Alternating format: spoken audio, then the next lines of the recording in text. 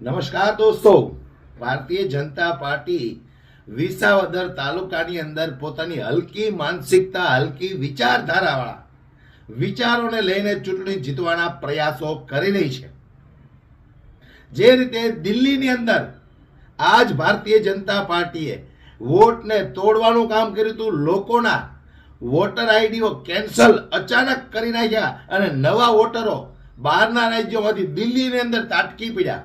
એ જ ષડયંત્ર આ લોકો વિસાવદર, ભેસાણ અને જુનાગઢ તાલુકાની અંદર કરવાના છે. ખૂબ મોટા સમાચાર સામે આવ્યા છે. ભારતીય જનતા પાર્ટીના સારા અને સજ્જન માણસો જ આ ન્યૂઝ અમને આપતા રહે છે. ગોપાલ ઇટાલિયા ભાઈને પણ આ ન્યૂઝ આપ્યા છે. એમણે પણ લાઈવ આવી અને વિડીયોના માધ્યમથી લોકોને ખૂબ સરસ જાણકારી આપી છે. વિડીયો વધુમાં વધુ શેર કરજો, દરેક લોકો સુધી પહોંચે. કારણ કે જે રીતે ભારતીય જનતા પાર્ટી ચૂંટણી સમયે એમને લાગે કે અમે અહીંયા કોઈ પણ સંજોગે જીતી શકીએ એમ નથી, ત્યાં આ લોકો બહારના નવા વોટરો લાવે છે અને જે ત્યાંના સ્થાનિક વોટરો છે, જે ભારતીય જનતા પાર્ટી વિરુદ્ધ વોટિંગ કરે છે, એવા લોકોના નામ અચાનક એમને ખબર પણ ન હોય એવી રીતે ચૂંટણીમાં આ ચૂંટણી કાળમાંથી પોતાનું નામ રદ થઈ જાય છે. જે દિવસે વોટ દેવા જાય ત્યારે કેવા કેવા જવાબો મળે છે કે ભાઈ તમારું અહીંયા નામ જ નથી બોલતું, અથવા તમે તો ગુજરી ગયા છો, અહીંયા તો એવું બતાવે છે. વ્યક્તિ સામે ઊભો હોય. આવું મહારાષ્ટ્રની અંદર પણ થયેલું છે. એક મહિલા, વૃદ્ધ મહિલા પોતાનો વોટ આપવા માટે વોટિંગ બૂથ પર પહોંચે છે, ત્યારે એને એવું કહેવામાં આવે છે કે તમારો વોટ તો અહીંયા કોઈ આપી ગયું છે. ત્યારે એ મહિલા વોટિંગના જે કમિશનર હોય છે ચૂંટણી પંચના, એ ચૂંટણી પંચના કમિશનર પાસે જાય છે અને ત્યાંથી એમને એવું જાણવા મળે છે કે અહીંયા તો તમે ગુજરી ગયા છો એવું બતાવે છે. મહિલા સામે ઊભી હતી. આ મહારાષ્ટ્રની ઘટના છે. આવી જ રીતે ભારતીય જનતા પાર્ટીએ દિલ્હીની અંદર ચૂંટણી જીતી છે. આ 100% સત્ય છે. કારણ કે દિલ્હીની અંદર અસંખ્ય લોકોના, એ તો મોટું રાજ્ય છે એટલે હજારો લોકોના ચૂંટણી કાળમાંથી નામ જ રદ થઈ ગયા. એ લોકો વોટ જ ના આપી શક્યા. તો હવે આ જ વસ્તુ ભારતીય જનતા પાર્ટી એક ષડયંત્ર રૂપ દ્વારા વિસાવદરની અંદર કરવા જઈ રહી છે. એમની ટીમો બહારથી ઉતારી છે. જે રીતે આજે 4 વાગે ગોપાલ ઇટાલિયાએ લાઈવમાં વાત કરી એ તમે લોકોએ સાંભળ્યું હશે. એમની ટીમો દ્વારા આ ષડયંત્ર કરવાના છે. જે ગામની અંદર ભારતીય જનતા પાર્ટીને વધારે વોટ મળતા હોય એ ગામની અંદર એના 5-25 નવા વોટરો ઉમેરી આપશે. એને 1000, 2000, 5000 રૂપિયા આપી અને પોતાનું આધાર કાર્ડ લઈ અને એમનું ત્યાં ચૂંટણી કાર્ડ પણ બની જશે. એમને વોટ દેવા પણ નથી આવવાનો. એમનું ત્યાં ચૂંટણી કાર્ડ બની જશે, એમનો વોટ પણ દેવાઈ જશે. અને જે ગામની અંદર ભારતીય જનતા પાર્ટી વિરુદ્ધ જે લોકો વોટ આપતા હોય એમની તપાસ થશે. એમના નંબર, નામ, મોબાઈલ નંબર બધું જ આ લોકો મેળવી અને ચૂંટણી પંચ સુધી પહોંચાડશે. કારણ કે ચૂંટણી પંચની અંદર પણ બેસવાવાળા એમના જ મળતિયાઓ છે. અને જ્યારે તમે ત્યાં જશો વોટ કરવા માટે, ત્યારે તમને એવો જવાબ આપવામાં આવશે કે તમારું તો અહીંયા નામ જ નથી બોલતું, અથવા તમે ગુજરી ગયા છો, અથવા તમારો વોટ દેવાઈ ગયો છે. આવા જવાબો તમને ત્યાંથી મળશે. એટલે દોસ્તો, તમારે ખૂબ ધ્યાન રાખવું પડશે. વિસાવદરની જનતાનો કહેવા માંગુ છું, ખૂબ જ સાવધાન રહેવું પડશે, સતર્ક રહેવું પડશે. સતત તમે તપાસ કરતા રહેજો. જ્યાં સુધી ચૂંટણી ન આવે ત્યાં સુધી 2-4 દિવસે તમે ફોન કરીને તપાસ કરતા રહેજો, ઓનલાઈન જોતા રહેજો કે આપણું નામ કમી તો નથી થઈ ગયું ને. કારણ કે આ જ ઘટના દિલ્હીની અંદર બની હતી.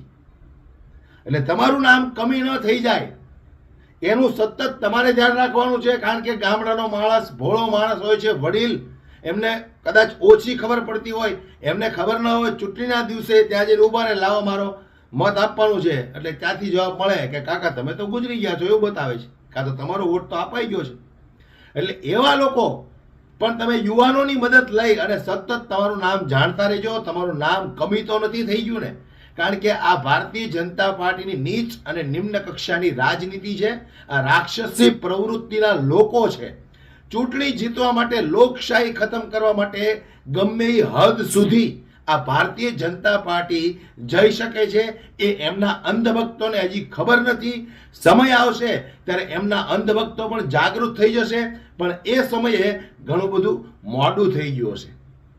જ્યારે ભક્તોની કિડની વહી જાય ને અંદરથી, ત્યારે એને ખબર પડશે કે આપણે ભક્તિ કરતા રહ્યા અને સાલું શરીરમાંથી આપણી તો કિડની ગાયબ થઈ ગઈ. આ એ અંધભક્તો છે.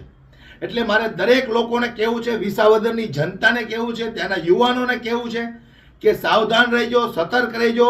વડીલો મહિલાઓની મદદ કરતા રહેજો, એમના વોટરો ચેક કરતા રહેજો. બે ચાર દિવસે એમનું નામ કમી નથી થઈ ગયું ને. આ બધી જ જવાબદારી ત્યાંના ભણેલા ગણેલા યુવાનોની છે. આટલું કરજો દોસ્તો, લોકશાહીને બચાવવા માટે, ગોપાલ ઇટાલિયાને જીતાવવા માટે. કારણ કે આ ભારતીય જનતા પાર્ટી ગોપાલ ઇટાલિયાથી આટલી ડરી ગઈ છે. હું તો ત્યાં સુધી કહું કે આ એક 38 વર્ષના યુવાનથી નરેન્દ્ર મોદી પણ ડરે છે. આ 100% સત્ય છે. નરેન્દ્ર મોદી પણ ગોપાલ ઇટાલિયાથી ડરે છે, અમિત શાહ ડરે છે, CR પાટીલ ડરે છે, હર્ષ સંઘવી ડરે છે. આ બધા દિગ્ગજ નેતાઓ ગોપાલ ઇટાલિયાથી ડરે છે. કારણ કે જો ગોપાલ ઇટાલિયા જીતશે, વિધાનસભામાં જશે, તો વિધાનસભાને આખી ડોલાવશે. આજે તો કઈ બે પત્રકારો પણ વાતો કરતા હતા, સારા અને સજ્જન પત્રકારો છે, એ પણ કહેતા હતા કે જો ગોપાલ ઇટાલિયા જીતી ગયા અને વિધાનસભામાં ગયા તો વિધાનસભા આખી ડોલાવી નાખશે. એટલે આ વિધાનસભા ન ડોલે એટલા માટે આ ભારતીય જનતા પાર્ટી પોતાના નીચ અને નિમ્ન કક્ષાના કામો કરવા માટે મેદાનમાં ઉતરી છે.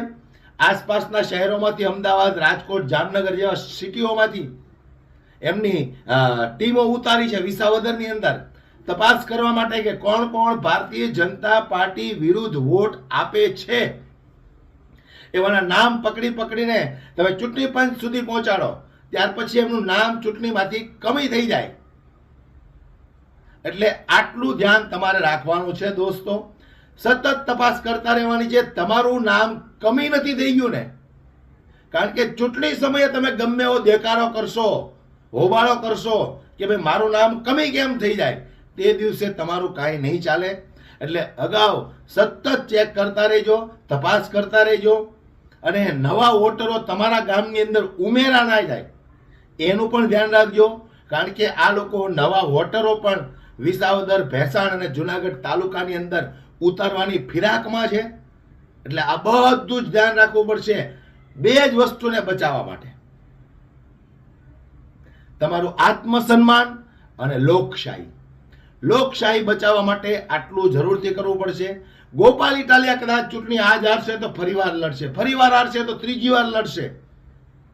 પણ મારો વિસાવદરનો ખેડૂત આ ચૂંટણી હારી ગયા તો ક્યારેય તમારું મસ્તક ઊંચું નહીં થાય. આ ઊંચું નહીં થવા દે ભાજપ પર, એટલું યાદ રાખજો. એટલે વિસાવદરના દરેક ખેડૂતોને, યુવાનોને, મહિલાઓને, ભણેલી ગણેલી શિક્ષિત બહેન દીકરીઓને તમામને વિનંતી કરું છું કે ચૂંટણીની અંદર તમારું નામ કમી ન થઈ જાય, તમારે એ ધ્યાન રાખવાનું છે.